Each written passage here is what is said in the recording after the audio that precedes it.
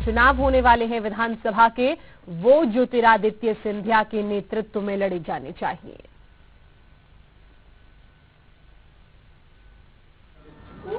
कांग्रेस का अच्छे तरह पोषित करिए और दूसरा दिग्विजय सिंह जी से कहिए कि तमिलनाडु देखिए, मध्य प्रदेश के प्राण छोड़े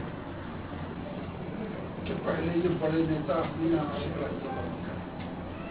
व्यक्तिगत महत्वाकांक्षाओं को लोग एक दूसरे की टांग खींचना बंद करें। तो जिस तरीके से पिछले चुनावों की बात की जाए, गोवा में सफल नहीं रह पाई कांग्रेस, क्योंकि माना यह जा रहा था कि सबसे ज्यादा सीटें लेकर आई है तो पार्टी भी बना पाएगी, लेकिन बहरहाल ऐसा हो नहीं पाया। अब इसकी गाज दिग्विजय सिंह पर गिरी, उन्हें गोवा के प्रभारी पद से हटा दिया गया। दिग्विजय सिंह ने ट्वीट किया और साथ ही इस पूरे घटनाक्रम पर एक प्रतिक्रिया और सामने आई है, वो है कांग्रेस के राष्ट्रीय प्रवक्ता सत्यव्रत चतुर्वेदी की अगर बात की जाए, उनके बयान की अगर बात की जाए तो साफ तौर पर उन्होंने दिग्विजय सिंह पर निशाना साधा है। ये कहा है कि दिग्विजय सिंह को अब तमिलनाडु भेज देना चाहिए और जो चुनाव होने वाले हैं मध्य प्रदेश में, खासकर अगले साल विधानसभा के, वो ज्योतिरादित्य सिंधिया के नेतृत्व में लड़ा जाना चाहिए। तो एक साफ और स्पष्ट बयान में उन्होंने जहां दिग्विजय सिंह पर निशाना साधा, तो वहीं ज्योतिरादित्य सिंधिया के समर्थन में वो नजर आए। साथ ही ये कहते नजर आए कि अब चुनाव ज्योतिरादित्य सिंधिया के नेतृत्व में लड़ा जाना चाहिए, क्योंकि जिस तरीके से लगातार मध्य प्रदेश कांग्रेस की बात की जाए तो अलग अलग धड़े जरूर हमें यहां नजर आते हैं और शायद ये भी एक कारण है कि पार्टी यहां पर कमबैक नहीं कर पाई है। लगातार 2 टेन्योर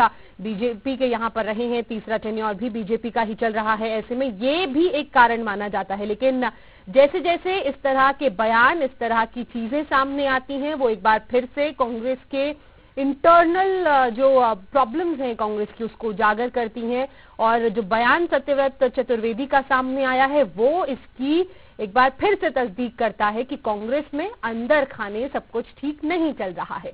जब आपकी पार्टी के अंदर ही इस तरह की परेशानी होंगी, इस तरह की फूट होंगी, तो आप समझ सकते हैं कि आपका कैडर कहीं ना कहीं जरूर बटा हुआ होगा और अन्य पार्टियों के मुकाबले, खासकर बीजेपी की बात की जाए तो कमजोर यहां पर जरूर नजर आएगा और उसका खामियाजा चुनावों में जरूर पार्टी को भुगतना पड़ता है।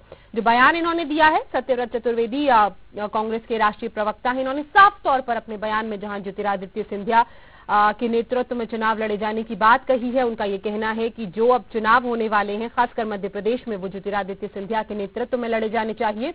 वहीं दिग्विजय सिंह को अब तमिलनाडु भेज देना चाहिए। अब ये समझना होगा कि उन्होंने ये क्यों कहा कि दिग्विजय सिंह को तमिलनाडु भेज देना चाहिए। हाँ, एक बात जरूर स्पष्ट हो रही है कि वो ये नहीं चाहते कि दिग्विजय सिंह अब कोई अहम जिम्मेदारी निभाएं चुनावों के मद्देनजर। और संवाददाता नितेंद्र इस वक्त हमारे साथ जुड़ चुके हैं, सीधे उनका रुख करेंगे। नितेंद्र, ये जो बयान सामने आया है कांग्रेस के राष्ट्रीय प्रवक्ता की ओर से, कहीं ना कहीं इशारों में बहुत कुछ बातें उन्होंने कह दी हैं।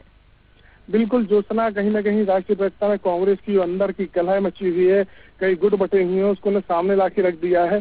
उन्होंने ये भी कहा कि आगामी विधानसभा चुनाव में जिस तरह से कांग्रेस में गुटबाजी उभर कर आ रही है, वो गुटबाजी अंदर है, उस तरह वो चुनाव की तैयारी नहीं कर सकते, ना ही चुनाव जीत सकते हैं।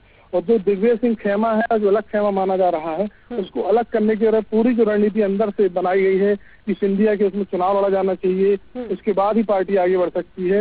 वो बयान लगातार जारी है कि दिग्विजय सिंह के खेमे से लगातार 2 खेमे बढ़ती दिख रही है कांग्रेस यहाँ। इसके अलावा तमिलनाडु का जिक्र करते नजर आए चतुर्वेदी, उससे क्या हम समझे, उसका क्या अर्थ हम निकालें? बिल्कुल, अपना ये जो बयान उनका आया है, जो वो कह रहे हैं कि दिग्विजय सिंह को तमिलनाडु भेज देना चाहिए, उनके कहने का अर्थ यही समझ में आ रहा है कि मध्य प्रदेश में उनका जो इंटरफेयर है वो कम होना चाहिए, तब जाके यहाँ कांग्रेस मजबूत होगी और उनको दूसरे स्टेट का प्रभारी बनाना चाहिए।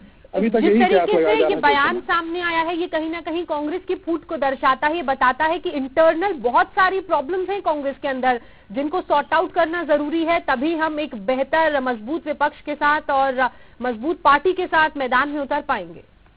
बिल्कुल ज्योत्सना, जिस तरह से उन्होंने ध्यान दिया है, कांग्रेस में जो लगातार मध्य प्रदेश में अंतर कलह मची हुई है, कई गुटों में कांग्रेस बटी हुई है, लगातार जब कहीं मंच में कार्यक्रम होते हैं तो कई गुट अलग अलग दिखाई देते हैं, कई नेता एक साथ एक मंच पर नहीं आते, तो गुटबाजी अब चुनाव के नजदीक आहट जैसी मिल रही है, खुलकर सामने आने लगी है, अलग अलग खेमे अलग अलग तरह की बातें करने लगे हैं और एक दूसरे पे आरोप प्रत्यारोप। नितेंद्र, बिल्कुल कहीं ना कहीं कांग्रेस को इस पहलू पर जरूर ध्यान देना होगा। बहरहाल बहुत शुक्रिया आपका तमाम जानकारी और अपडेट्स के लिए।